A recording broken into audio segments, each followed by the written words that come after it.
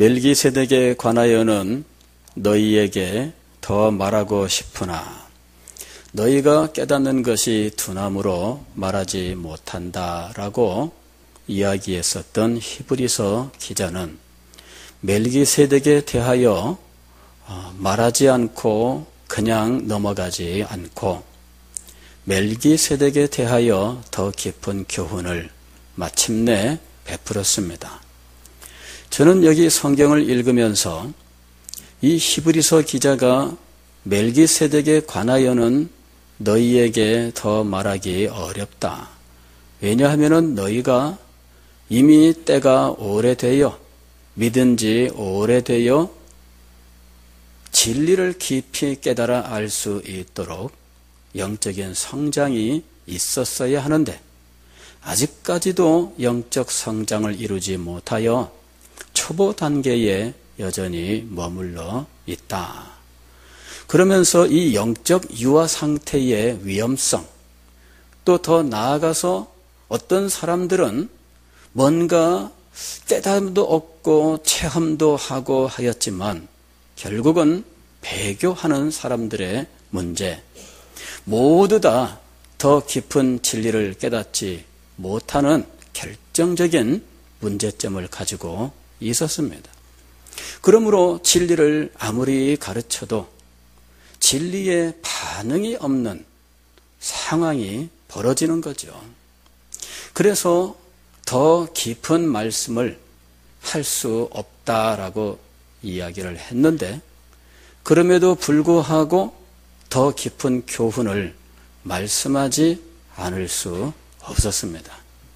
그래서 멜기세덱에 대하여 더 이야기를 하고 있는 겁니다. 이 멜기세덱에 대한 말씀은 예수 그리스도의 대제사장직의 탁월함, 그 영광을 설명하는데 필수적이기 때문이죠.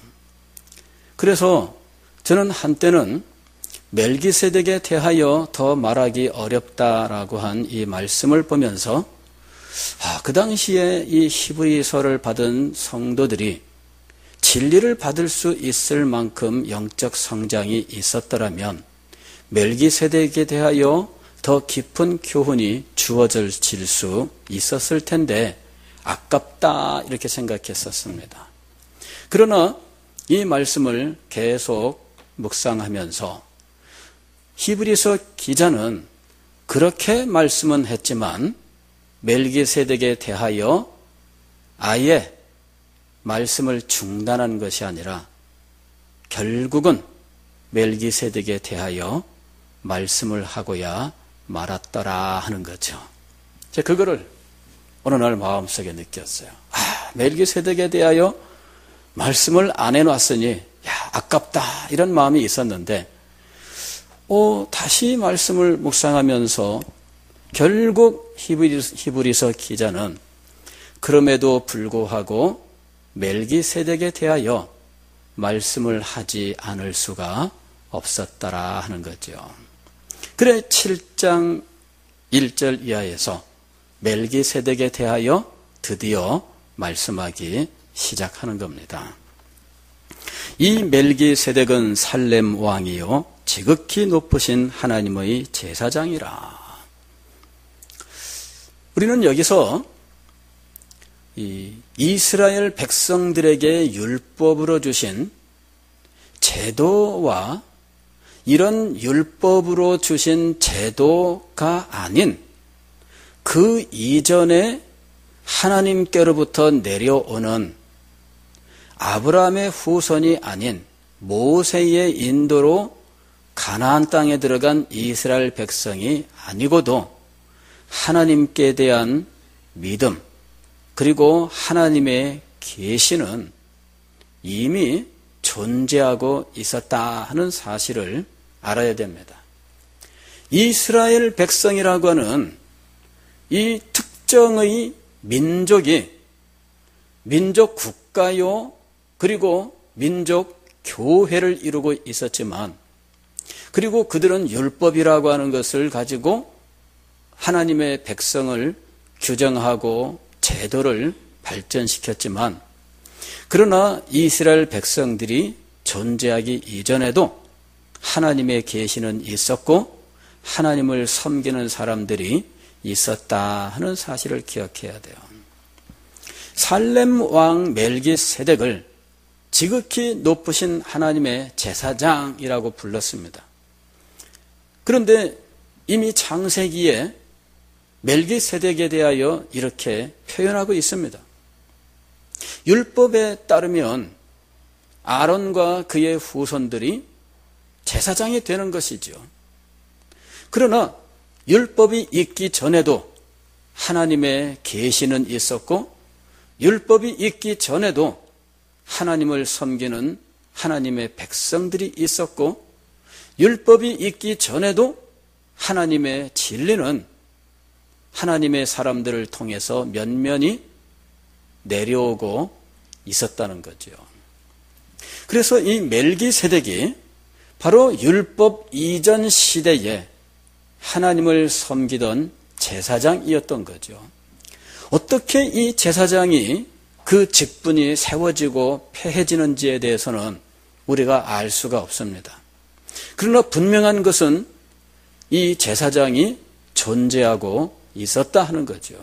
그 시작에 대해서도 우리가 아는 바가 없고 그리고 이 제사장을 누가 세우는지 어떤 방식으로 세우는지도 알 수 없습니다. 이스라엘 백성들이 가나안 땅을 향해 가던 그 광야 생활의 거의 끝 무렵에 발람이라고 하는 선지자가 등장을 하는데 이 사람은 이스라엘 백성이 아닙니다. 이방인임에도 불구하고 그는 선지자라고 불러요. 그리고 그가 하나님을 섬기는 여호와의 선지자였거든요. 그러면 그런 선지자가 이스라엘 백성이 아닌데도 어떻게 세워지고 사역을 했는지에 대하여 우리는 아는 바가 없습니다. 그러나 분명한 것은 율법이 있기 전에도 하나님의 계시는 하나님의 백성들에게 주어지고 있었고 율법이 있기 전에도 하나님의 말씀을 선포하는 사람과 하나님께 제사하는 사람이 존재하고 있었다는 사실입니다. 멜기세덱은 바로 율법이 있기 이전에 하나님께 예배하는 제사장으로서 살렘이라고 하는 땅의 왕을 겸하고 있었어요. 그러니까 왕이면서 동시에 여호와 하나님의 제사장인 사람이었습니다.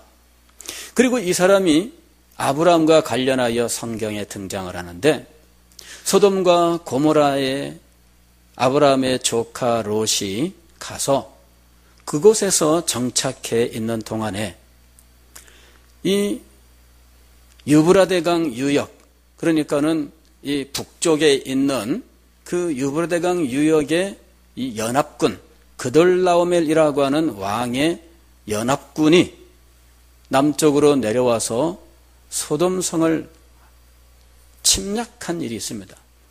그때 이제 롯이 포로로 붙잡혀가죠. 아브라함이 이 소식을 듣고 자기 집에서 데리고 있었던 일꾼들, 근데 이 일꾼들은 평소에 군사훈련을 통해서 이 군대로서 아주 큰 능력을 가지고 있던 사람들입니다. 이 사람들을 이끌고 가서 그돌라오멜의 연합군을 격파하고 그리고는 포로로 붙잡혀간 사람들과 또 빼앗긴 이 약탈한 모든 재물들을 이제 가지고 돌아오는 거예요. 그런데 아브라함이 승리하고 돌아오는 그 여정 앞에 살렘 왕 멜기세덱이 등장한 거예요. 살렘은 어느 지역이냐면은 예루살렘입니다. 옛날에 예루살렘. 그러니까는 뭐 이 부산만 하더라도 지금은 뭐 기장까지 다 포함해서 이 강서구까지 해서 부산이지만 옛날에는 동네 쪽만 부산이었습니다. 그죠? 예. 근데 예루살렘도 그랬던 거예요. 예루살렘이 아주 옛날에는 그냥 살렘, 살렘이라고 하는 지명을 가지고 있었고 그곳에 멜기세덱이 왕으로 있었는데 그가 승리하고 돌아오는 아브라함을 영접하러 나갔어요. 그랬더니 아브라함이 살렘 왕 멜기세덱에게 절하고 그리고는 그에게 탈취물 가운데 11조를 드렸다 하는 거죠. 그리고 멜기세덱은 아브라함을 축복했다 하는 이야기가 등장을 합니다. 아브라함은 하나님의 사람입니다. 아브라함은 하나님의 약속을 받은 사람이었습니다. 그는 믿음의 조상이었습니다. 그가 후손을 얻게 될 텐데 그 후손이 바다의 모래처럼 하늘의 별처럼 창대하게 될 것이고 너와 네 후손을 인하여 이 땅의 모든 사람들이 복을 받게 될 것이라 하고 약속을 받은 사람이었습니다. 그러면 우리는 아브라함이 가장 큰 인물이라고 생각할 수 있지요.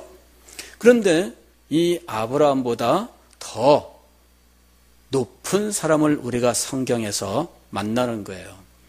그 당시에 아브라함도 만만한 사람이 아닙니다.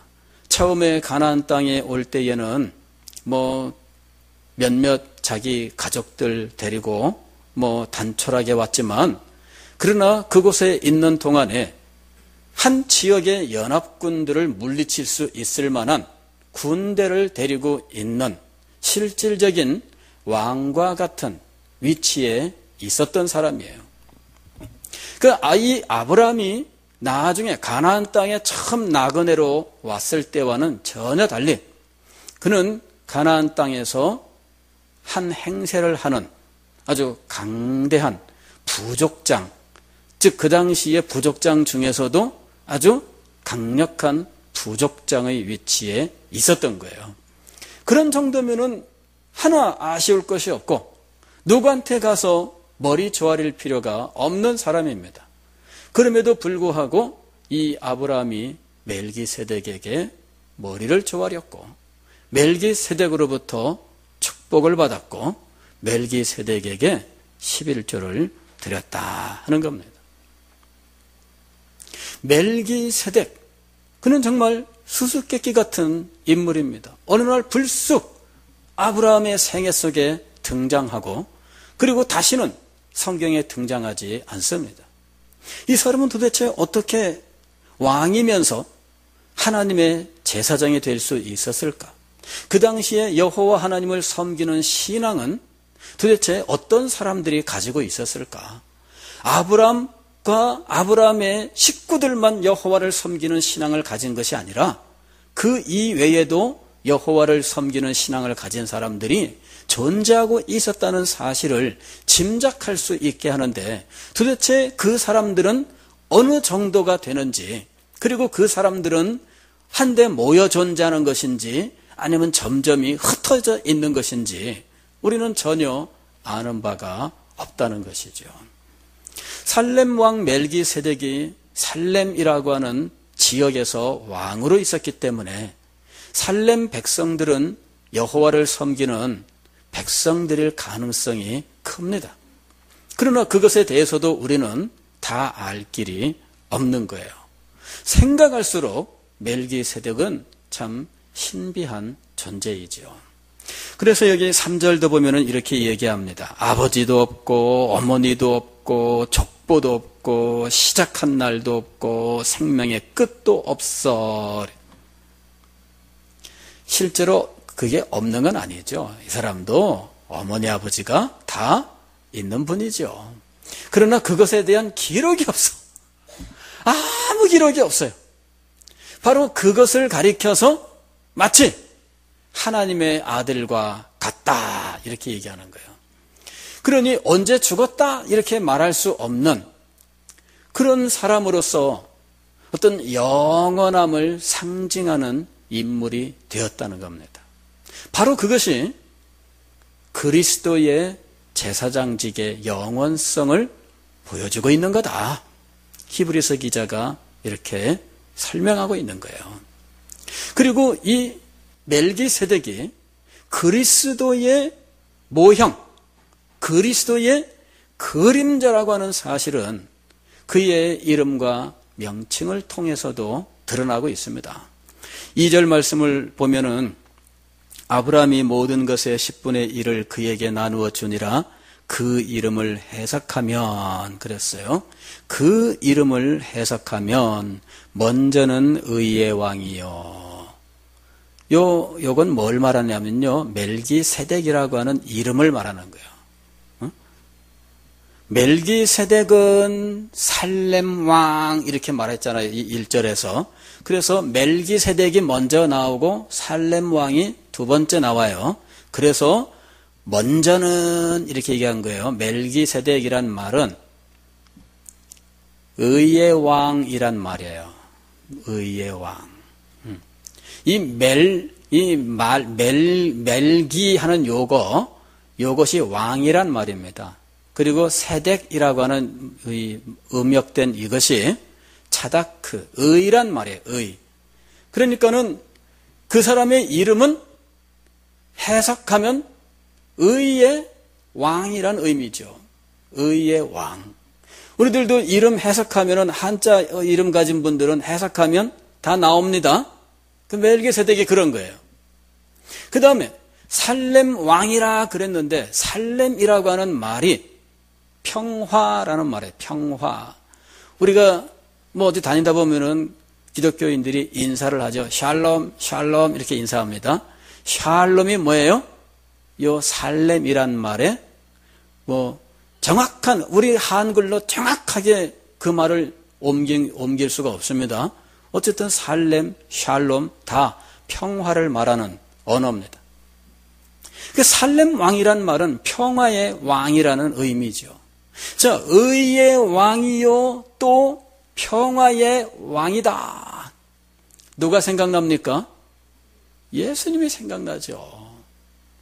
그러니까 이 멜기세덱은 아브라함 당대의 아브라함과 관련하여 그의 생애에 한 번 딱 등장을 하는데 멜기세덱에 등장한 이유는 무엇인가?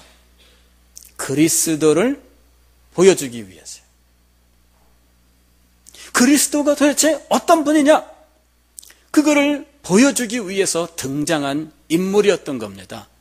그리스도의 영원한 제사장직, 그리고 아브라함조차도 굴복하고 11조를 바치고 축복을 받았던 아주 탁월하고 위대한 인물로서 아브라함의 주님이 되시는 이 그리스도를 상징하고 있다 그 얘기죠.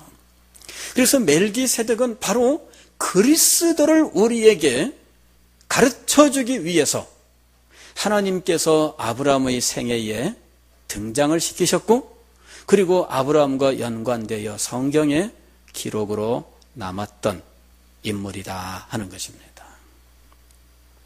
멜기세덱에 대하여 깨닫는 것이 왜 중요하냐면 그리스도를 더 깊이 깨닫는 길이기 때문입니다. 하나님께서 이미 창세기에 그리스도를 가르치기 위해서 등장시키신 하나님의 사람인데 후대 사람들이 그 비밀을 몰라서야 되겠습니까? 후대의 사람들은 하나님께서 몇천 년 전에 후대 사람들의 교훈을 위하여 예비하신 인물에 대하여 자세히 알아야 할 필요가 있다는 겁니다. 그러면 이 멜기세덱이 얼마나 탁월한가 4절 이하에서 이제 본격적으로 설명하고 있습니다. 이 사람이 얼마나 높은가를 생각해보라. 그랬어요. 얼마나 높은가를 생각해보라. 그 높은 이유 4절 이하에서 계속 말씀합니다. 조상 아브라함도 노략물 중 10분의 1을 그에게 주었느니라. 11조를 멜기세덱에게 드렸어요. 그건 뭐냐면은 아브라함이 멜기세덱을 하나님의 제사장으로 인정하고 있다는 사실을 보여주는 거예요. 그리고 제사장에게 표현해야 되는 그의 마땅한 태도, 그리고 하나님을 섬기는 사람으로서 제사장에게 어떻게 해야 되는지에 대하여 아브라함이 잘 알고 있었다는 사실을 보여주고 있는 겁니다. 이미 아브라함의 후손 가운데 레위, 그 중에서도 아론의 후손들이 제사장이 되는데, 레위의 조상인 아브라함이 멜기세덱이라고 하는 제사장에게 11조를 드렸다는 이야기죠. 그렇다면 아론의 제사장 직분, 그것은 멜기세덱에게 비하여 단지 역사적으로만 후대 직분이 되는 것이 아니라 그 권세에 있어서도 멜기세덱의 제사장 직분의 권세의 아래에 있다는 이야기예요.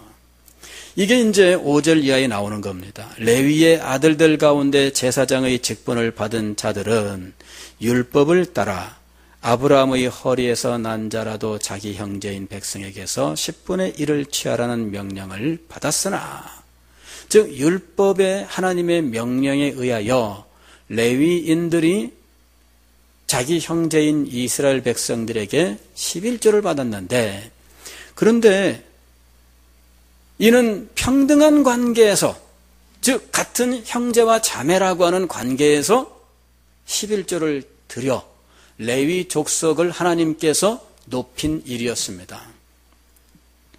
사실 레위 족속은 이스라엘 땅에, 가나안 땅에 들어갈 때 기업을 받지를 못합니다. 이스라엘의 12지파가 가나안 땅에 들어가서 12등분을 해서 골고루 나눠 가진 것처럼 생각할지 모르지만, 그러나 실상은 레위 지파는 빠져요. 그리고 요셉 지파가 2개를 갖는 거예요. 그래서 모두 12개는 맞는데 레위 지파는 빠져요. 레위 지파는 가나안 땅에 기업이 없습니다. 그러면 가나안 땅에 기업이 없는 이 레위 지파가 땅에 기업이 없으니 가장 불쌍한 존재일 수밖에 없는 거잖아요. 다른 형제들은 다 밭이라도 있는데 나는 밭도 없다. 불쌍하잖아요. 그런데 신기하게도 그 불쌍하게 되는 이 레위 지파를 하나님께서 형제들 가운데 높여주셔요. 그래서 이스라엘의 11지파가 12몫을 가진 이 11지파가 11조를 레위 지파에게 드리게 되는 거예요. 그러니 레위 지파는 땅의 기업을 갖지를 못했는데 12지파로부터 받으니까 다른 지파보다 더 많습니다. 다른 지파는 10의 1조를 드리면서 10의 9를 가지고 있다면 레위 지파는 12지파로부터 받으니까 12개가 되는 거예요. 물론 레위 지파도 그 중에서 11조를 제사장에게 드립니다. 레위 지파가 이렇게 높아진 이유가 무엇일까요? 그들이 하나님을 위하여 나섰기 때문이었습니다. 모세가 시내산에 올라가서 하나님께 율법을 받는 그 사이에 이스라엘 백성들이 아론을 핍박해서 모세는 죽었으니 우리가 섬길 신을 만들어라. 이리 해가지고 아론이 그 협박에 굴복을 해가지고 금송아지를 만들어요.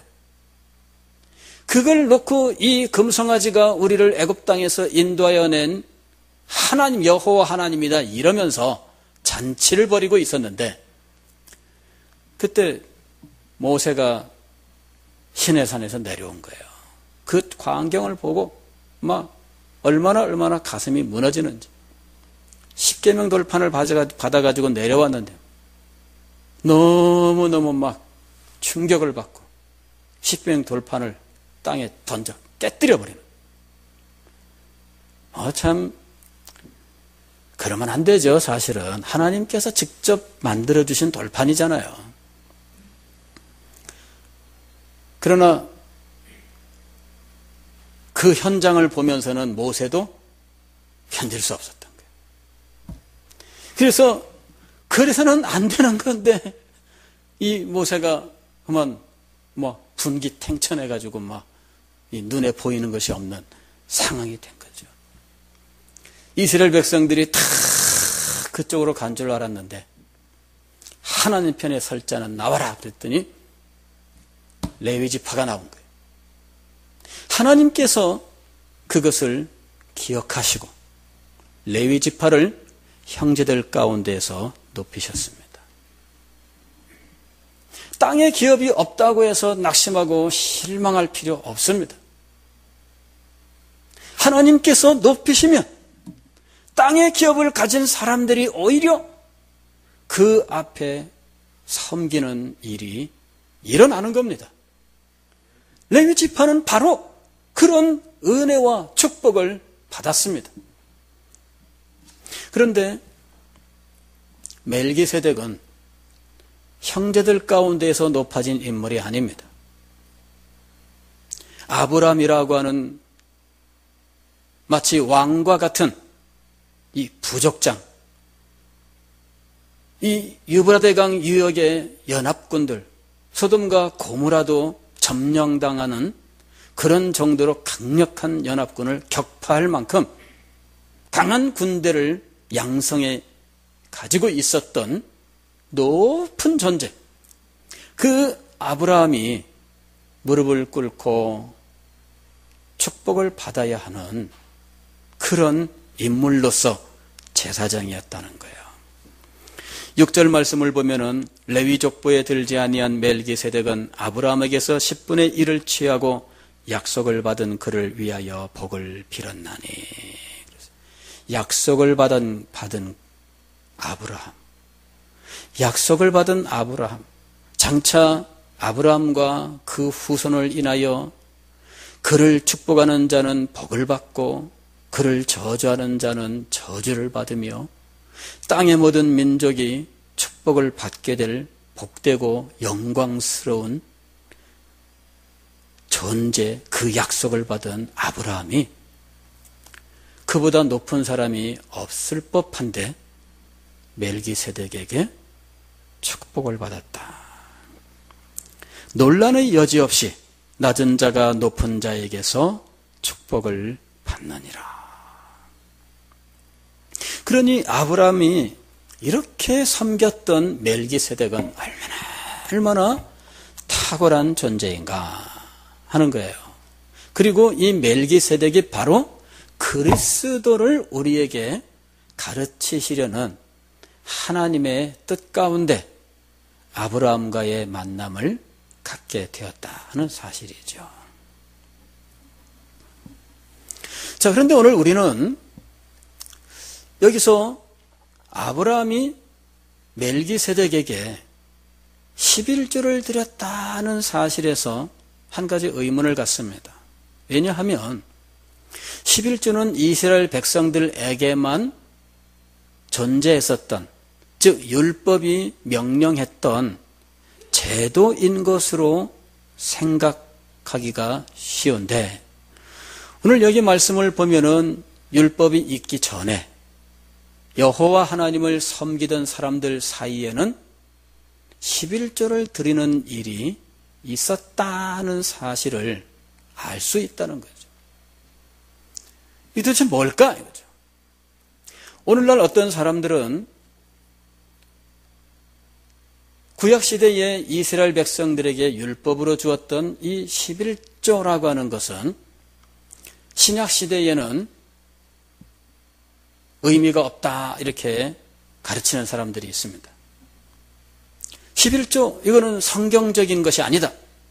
이미 구약시대로 끝난 것인데 신약시대에 교회의 운영을 위하여 편의주의로 만드는 것이다. 그러면서 성도들에게 11조에 대한 축복, 이런 미신을 조장하고 있다. 그래서 11조를 강조하는 사람들은 이 기존 교회는 이거는 미신적 기독교가 되어버렸다. 우리는 이 11조로부터 자유해야 된다. 11조는 성경적이 아니다. 이렇게 말하는 사람들이 있어요. 믿습니까?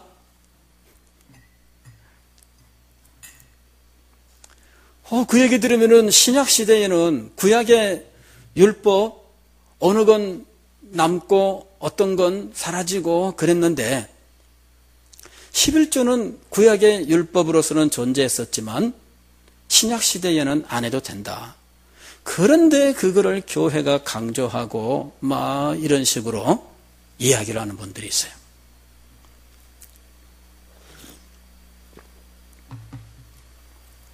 그건 성경을 제대로 몰라서 그런 겁니다. 구약의 이스라엘 백성들이 11조를 드렸던 것은 하나님께서 그 백성들에게 율법으로 주신 것입니다. 그런데 11조를 드리는 이 규례도 이스라엘 백성들의 역사적인 그 체험 속에서 하나님께서 그 백성들에게 제도로 주신 거예요.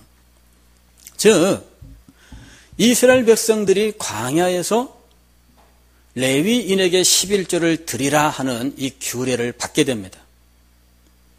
레위인이 11조를 받는 근거는 율법 이외에는 근거가 없습니다. 하나님께서 민수기 28장에서 레위인에게 11조를 드리라 하고 율법으로 명령을 하셔요. 그래서 비로소 11조 제도가 생긴 것으로 생각하기 쉽습니다. 이스라엘 백성들은 레위인에게 11조를 드리고 레위인들은 제사장에게 11조를 드리도록 율법이 규정하고 있어요. 그리고 이 외에 3년에 한 번씩은 가난한 사람들을 구제할 목적으로 레위인에게 드리는 11조 이외에 따로 11조를 드리게 되어 있었습니다.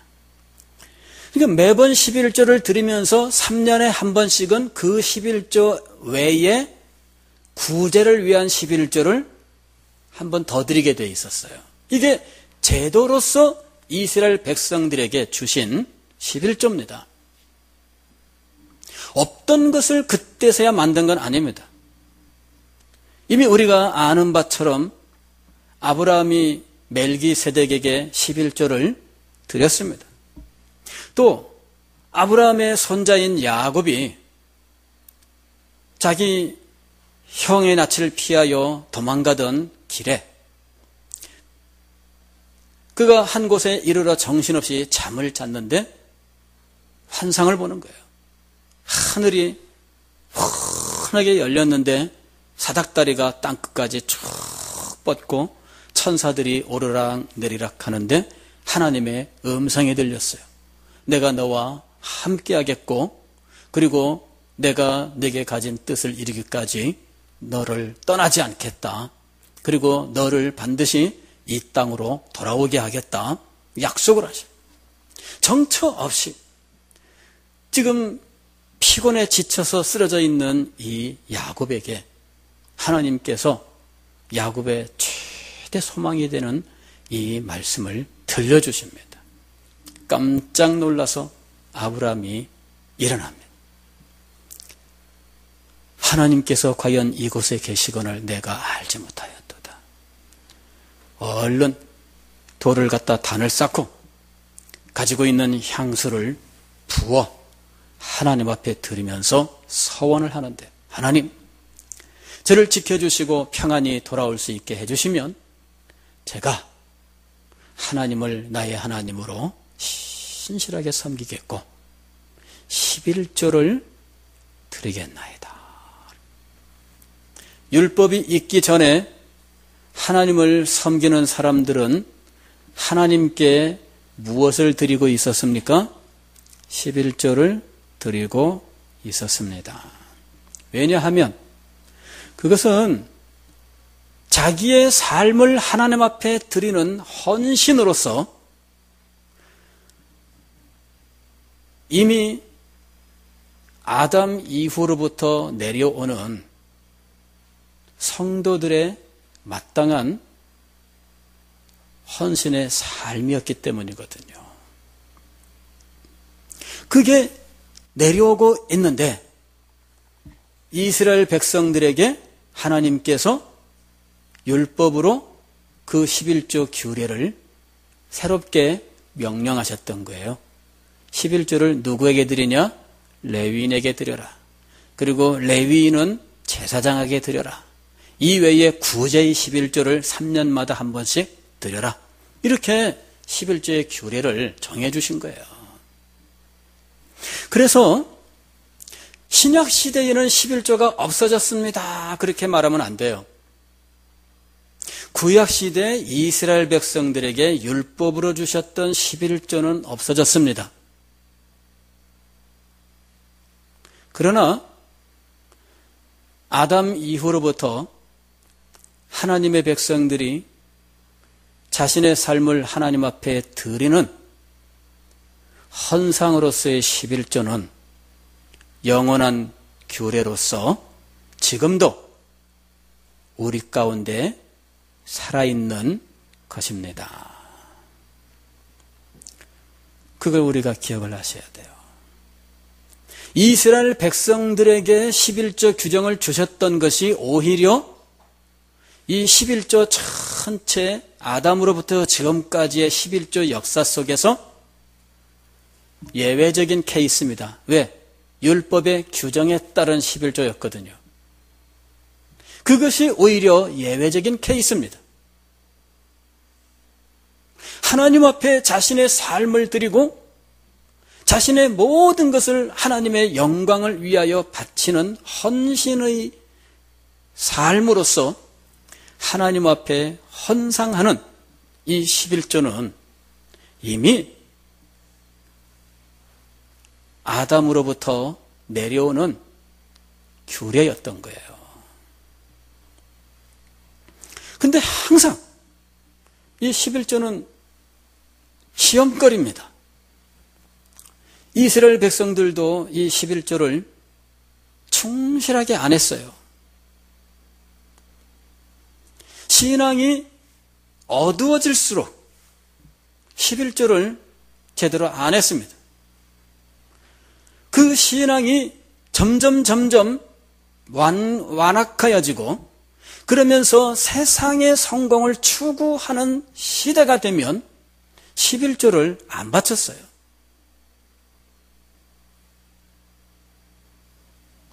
힘들고 어려워도 신앙이 살아있는 시대에는 하나님 앞에 11조를 열심히 했습니다.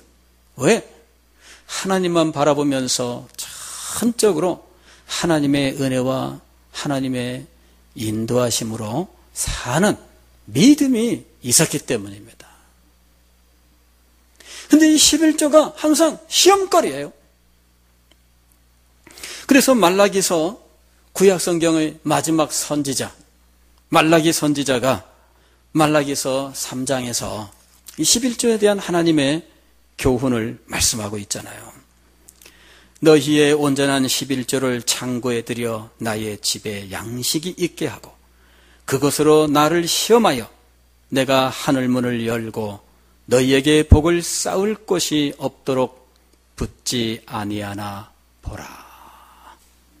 나를 시험하여. 이 얘기는 뭐냐면은 11조를 드리면 축복하신다 하는 사실을 시험해봐라 그 말씀입니다. 왜냐하면은 이 11조에 대한 시험이 있거든요.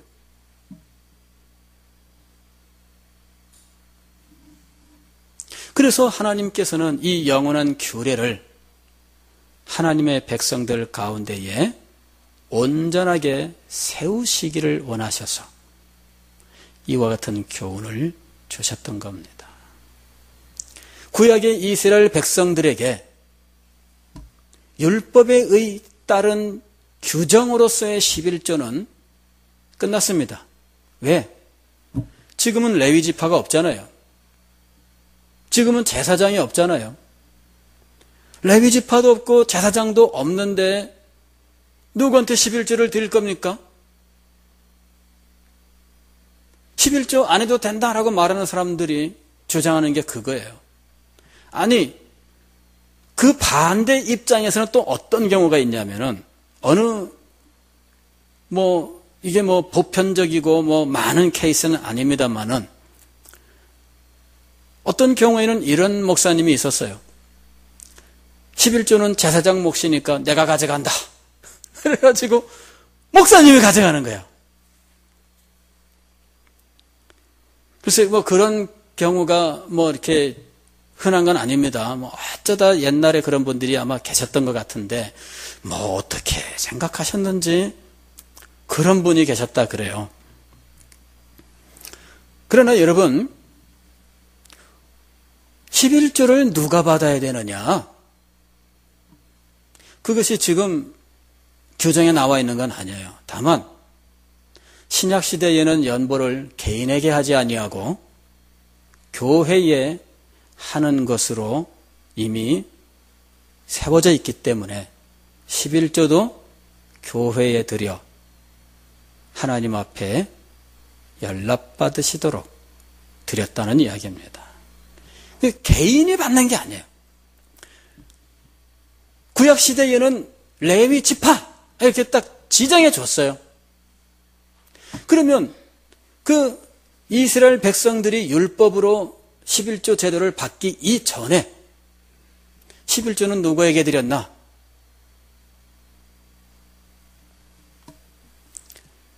그 일단의 모습을 멜기세덱과 아브라함을 통해서 보는 거죠. 오늘 우리는 이 멜기세덱과 아브라함의 관계를 통해서 여러 가지 사실들에 대하여 더 깊은 진리를 깨닫게 됩니다. 11조에 대하여 이것이 영원한 규례라고 하는 사실도 여기서 알게 되고요. 그리고 멜기세덱이 역사 속에서 아브라함과의 관계 속에서 등장한 이유는 우리에게 그리스도를 가르치기 위하여 계시 사건으로서 등장하게 되었다 하는 것입니다. 멜기세덱을 연구하면 하나님의 계시를 알게 돼요. 멜기세덱을 알게 되면 하나님의 구속사를 알게 돼요. 멜기세덱을 알게 되면 앞으로 이 히브리서 기자가 말씀하는 것처럼 레위의 반차를 따르는 제사장이 아닌 멜기세덱의 반차를 따르는 크고 위대하고 영광스러운 큰 대제사장 예수 그리스도를 알게 되는 겁니다. 사랑하는 성도 여러분, 우리는 세월의 흐름과 더불어 우리가 영적으로 성장할 수 있어야겠습니다. 세월은 흘렀는데 영적으로 성장하지 못하고 진리 지식이 장성하지 못하여서 진리를 깨닫는 자리에 나아가지 못할 뿐만 아니라 심지어는 받은 은혜를 버리고 배교의 길을 가는 비참한 상황도 벌어질 수 있으니 진리 안에서 성장하여 더 깊고 더 높고 더 영광스러운 진리의 빛 속에 살아가야 하겠다 하는 것입니다. 멜기세덱에 대하여 결국 이 히브리서 기자는 침묵할 수 없었습니다. 그는 멜기세덱에 대하여 말씀하지 않을 수가 없었습니다. 우리는 주님 앞에서 그렇게 기도해야 됩니다. 주님, 우리에게 하나님의 진리를 가리지 마시고 찬란하고 영광스럽게 보여주시고 들려주시고 깨닫게 하여 주옵소서. 우리가 우둔하다고 하여 침묵하지 마시고 우리가 부족하다고 하여 접어두지 마시고 우리에게 선포하시고 가르쳐 주옵소서. 그 은혜 가운데 들어가게 하옵소서. 전심으로 주의 은혜를 구하며 그 풍성한 은혜를 누리는 우리가 될 수 있기를 주의 이름으로 축원합니다. 기도하겠습니다.